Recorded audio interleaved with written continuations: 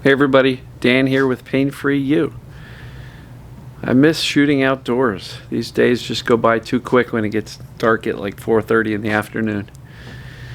Today's topic is going to be 3 ways we experience life. I'll get to that in a minute, and I'll also explain why that's important for us to recognize. So, relax your body. Take a couple of breaths. You see the cat there on the chair in the back? Right next to the lamp, that little black blob right there. Breathe in the peace. Exhale the chaos.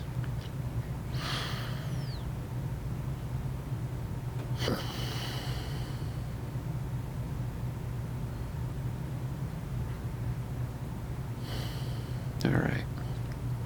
So, 3 ways that we experience life. And so, Mr. Finn is coming to visit me. All right. So, as human beings, I think we experience the world in 3, sometimes 4 ways. Emotionally, physically, and mentally. Now, many of us have spiritual states, and I don't get into that because that is highly personal, and I just don't know that that is as important in recovery as the other states. And if you are spiritual, that's not an insult. It's just that when I recovered, I was not very spiritual, and I am much more so now. I know atheists who have recovered by implementing the concepts about the other 3 states. And so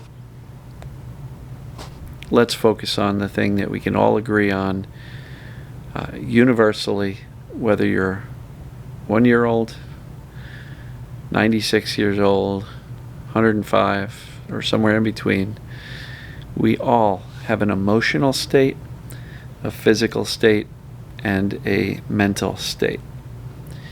So let me explain. An emotional state. We're either pretty content, happy, we're upset, we're angry, we're sad, we're rageful, feeling guilt, grief, shame, fear, whatever it may be.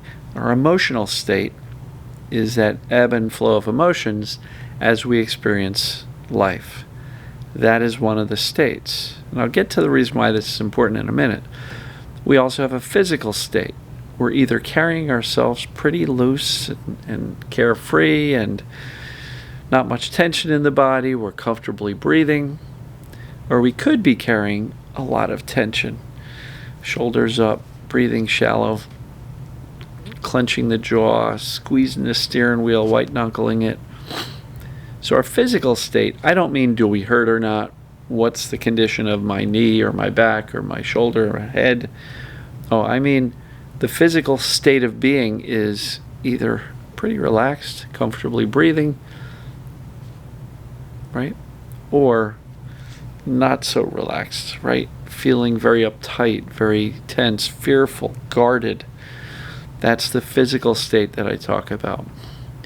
Now, the mental state is really as it relates to our thinking. The mental state, we're either pretty chill and things aren't bugging us, moving towards a little bit more worrisome thoughts, but for the most part doing okay. Once in a while you have a worrisome thought, but you don't take it too seriously.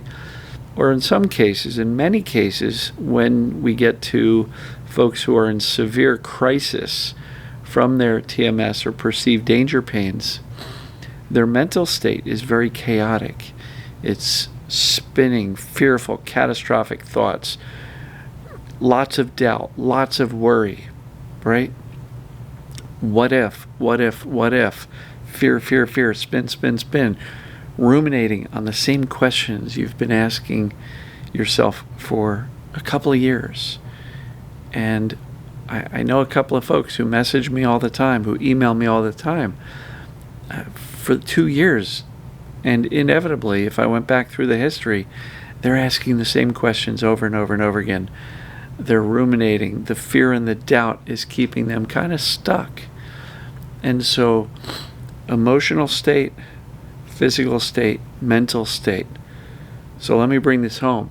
Why I believe that's so important is because if that's how we all experience the world, it stands to reason that if we can feel safer emotionally, physically, and mentally, that's going to go a long way towards dialing down this hypervigilant brain and nervous system to the point where symptoms can start to reverse and fade away. Right? Notice I said safer, not completely safe. We don't need to have universal safety in every aspect of our life. If that were the case, we'd never drive a car, get on an airplane, walk down the street in a crowded city. We'd never do any of that stuff if we needed universal safety. And if that was required in order to get better from TMS, perceived danger pain, nobody would ever get better.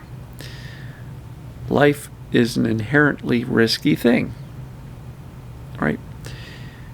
But if we can feel safer emotionally, physically, and mentally, you can get better. And you can do that without changing your personality, your job, your spouse, solving your financial problems. We can still have lots of challenging situations in our lives with family, friends, work, ourselves. We can still have all that stuff, but we don't need to hurt. So, in my opinion, if we can just attend to our emotional state, physical state, mental state with some very, very subtle adjustments in how we're seeing these various states of being and nudge ourselves towards safety instead of staying in the fear and danger aspects, you can make significant progress, and I believe pretty quickly. So emotional state, Sarno was right. The brain used to perceive, or still may be perceiving, that your emotions are dangerous. So Sarno said, as these repressed emotions start bubbling up to the surface, the brain goes, danger, danger. We need to distract them with something physical like pain, right? And so I believe Sarno is correct that the brain perceives emotions as dangerous sometimes. So we don't have to go digging up the skeletons of our past and relive all of the horrible stuff that we've ever lived through. But it would be really helpful to teach the right now brain that our right now emotions are actually not as dangerous as our brain is perceiving. So how do we do that? Exposure therapy to emotions. We actually allow ourselves to experience and feel the emotions that are coming up on a regular daily basis. Again, we don't have to dig or work. All we have to do is allow ourselves to feel emotions and do that without judging ourselves harshly for having the emotion in the first place. You're not broken if you've got emotions. It makes you a normal human being. So, how do you do it? What am I feeling? I'm angry. Really upset. What else am I feeling? Yeah, I'm sad too. Okay. Notice, zero judgment. And also, I'm not saying what emotion am I feeling and answering I'm mad because story, story, story. We don't need the story. You already know why you're upset. So drop the story. Allow yourself to feel the emotion. If you don't know what you're feeling, take notice of, what's happening between your face and your belt line, because we oftentimes feel emotions physically. I'm all choked up. I have a heavy heart. Felt like a kick in the gut. Right? Those are some common expressions that just show that we feel our emotions physically. So if you can't find the words, you can't label it, just sense what you're feeling and allow yourself to sit with that. Again, the reason we're doing this is because, well, first of all, it feels good to experience your emotions, right? You ever get a good cry out, and at the end of the cry you go, oh, boy, did I need that. Felt good to get that out, right? So it feels good and natural to experience our emotions. But number two, it teaches the brain that, hey, look, emotions are safe. And the brain, subconscious, is always observing. So if you're constantly repressing your emotions, stuffing it and going, la, la, la, la, I'm not really upset, I can't deal with that now, that would be teaching your brain that the emotions are dangerous because you're not allowing yourself to experience them. But what the brain will notice is, hey, look at Tom over there. He's been feeling some really intense emotions and nothing bad happened. The brain will eventually come to the conclusion that emotions are safe. So, feel them. They make us human. Not broken, not crazy, not out of control. Feeling our emotions just makes us a normal human being, and we lead emotional lives. That's part of being human. So please don't judge yourself. Feel them without judgment, and if you can, without the story, because the rumination on the story is why you might be still angry about something that happened a week ago, a month ago, a year ago, 10 years ago. We don't need this story. Just allow yourself to feel the right now stuff. Okay. Moving on to the physical state. I mentioned earlier, it's whether or not we're carrying tension, and if we're guarded and protected. If you're like that, the brain has no choice but to perceive danger. Simply put, tight tension, breathing shallow, subconscious brain's going to say, something's up. Where's the tiger? Is there a tiger in the room? Right? And that's going to keep the brain elevated and vigilant, because if you're walking around guarded, tense, and tight and breathing shallow, it's got to be something bad going on. Now, what do you do if you find yourself and become aware of the fact that you're tense, tight, breathing shallow? Simply allow your body to relax so that you can start breathing normally. And the brain at that point will have no choice but to perceive, hey, look, Dan must be okay. His body's relaxed. He's breathing comfortably. So what we're doing is we're using the physiology to convey a message of safety with the relaxed body comfortably breathing, as opposed to using the physiology of tight, tense, breathing shallow to convey to the brain a message of danger. Very simple. Awareness is what we've got at our disposal. Just be aware of it. If you're carrying tension, relax. Let it out. Now notice, I did not say we have to go become expert at meditation or breath work or any of that stuff. Simply put, awareness, well, I'm carrying tension, let me relax it so I can breathe. As you do that more and more, it starts to become a habit, and you may notice that after a while, you're much more relaxed. And if you are like I was, I used to walk like a robot for a long time because I was so tense and guarded. Literally had to convince myself, loosen up, Dan. Loosey-goosey. Loosen up. And so that's a very subtle but very effective way of sending a message directly to your subconscious brain that says, I am safe physically. Look, I'm relaxed and breathing comfortably. So, mental state. This video is going to get a little bit long. 13 minutes so far. 14. The mental state. I'm talking about thinking. So, for many of us, we think there's two choices about thinking. No. Yeah. We think as it relates to negative thinking, we have to stop it, or we have to fix our negative thinking, right? We don't have to stop negative thinking. I will never tell anybody to stop your negative thinking. Why? Because it's impossible. We're human beings living in the year 2022 or 2023 or whenever you happen to watch this. We're going to have negative thoughts. The negative thoughts aren't the problem. I'm also not going to tell you to fix your negative thinking. Why? Because that would be exhausting. We have between 60 to 70,000 thoughts per day. And it is highly likely, especially if you're in a state of chaos with your symptoms or whatever's going on with you, highly likely that a vast majority of those 60 to 70,000 thoughts are either not true or not beneficial. And many of them are on repeat of all the not true and not beneficial things. So you're just ruminating over and over and over again about the same stuff. So we don't have to fix our thinking, and we certainly don't have to stop our negative thinking. But the subtle shift is to make a decision to say, that thought may not be true. It's definitely not beneficial. So you don't have to stop the negative thinking. You don't have to fix the thinking.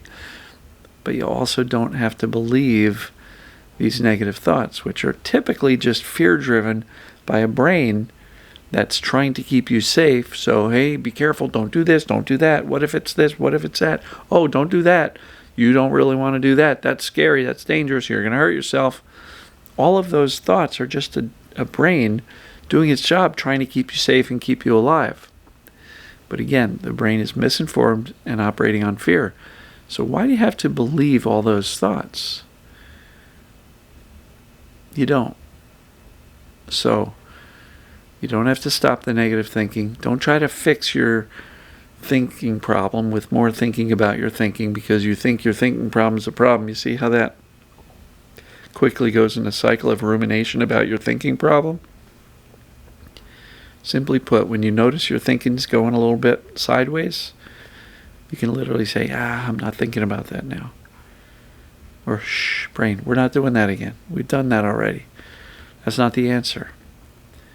So, in my opinion, this is how we influence the brain's perception of safety by utilizing and focusing not on all the extraneous crazy stuff and all this mind-body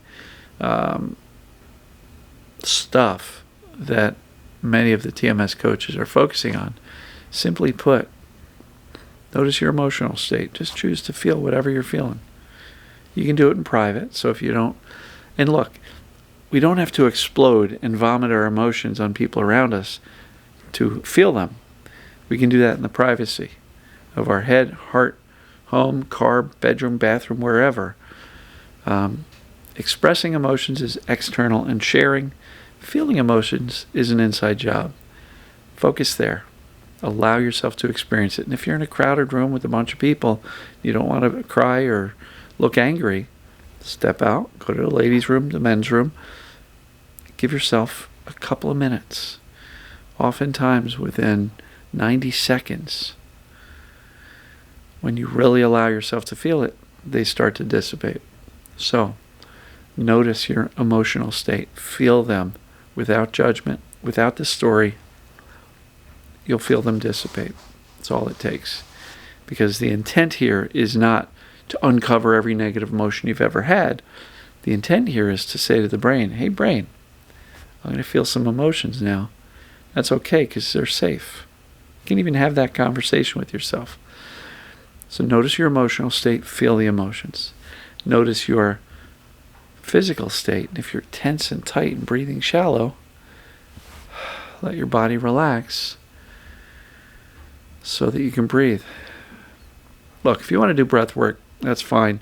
I never found it beneficial because then I would stress myself out as to whether or not I was doing the breath work right.